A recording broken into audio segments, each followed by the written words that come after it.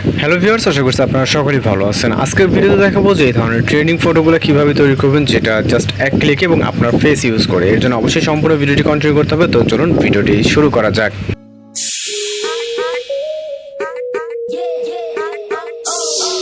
So welcome back, আশা করছি আপনারা সকলেই ভালো আছেন। তো আজকে এই ভিডিওতে দেখাবো যে আপনি আর্জেন্টিনা, ব্রাজিল এবং পর্তুগালের এই ধরনের ফটোগুলো কীভাবে এডিটিং করবেন, যেগুলো জাস্ট জিমিনাইয়ের মাধ্যমে খুব ইজিলি আমরা জেনারেট করতে পারবো। তো ফোন থেকে আমরা জিমিনাই অ্যাপ্লিকেশনটিকে ওপেন করবো, যেটা প্লে স্টোরে অ্যাভেলেবল পেয়ে যাবো।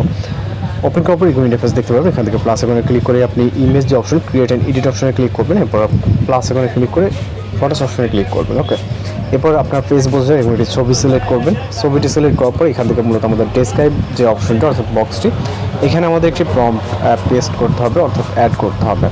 এখান থেকে আমরা একটি প্রম্পট কপি করবো। এখানে দেখতে পাচ্ছেন আর্জেন্টিনা প্রম্পট লেখা আছে। ওকে, এরপর ব্রাজিল, এরপর হচ্ছে পর্তুগাল, আপনার যেটা পছন্দ হবে জাস্ট আপনি ওই প্রম্পটটিকে কপি করে নেবেন।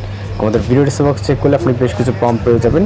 এছাড়া আপনাদের রিকোয়েস্টে যদি কোনো কিছু থেকে থাকে, কোন দলের প্রম্পট বা হচ্ছে কাদের, সেটা আমাদেরকে জানাবেন। আমরা ওই টাইপের টিউটোরিয়াল ভিডিও বা ফটো এডিটিং টিউটোরিয়াল আপলোড দেওয়ার ট্রাই করবো। তো জাস্ট অপেক্ষা করবো। এখানে 10 থেকে 20 সেকেন্ডের মতো একটি ফটো জেনারেট হতে সময় নেয়। ওকে, আমাদের ফটোটি কিন্তু অনেক সুন্দরভাবে জেনারেট হয়ে গেছে। জাস্ট ভিউ করবেন, ভিউ করার পর সেভ অপশনে ক্লিক করবেন।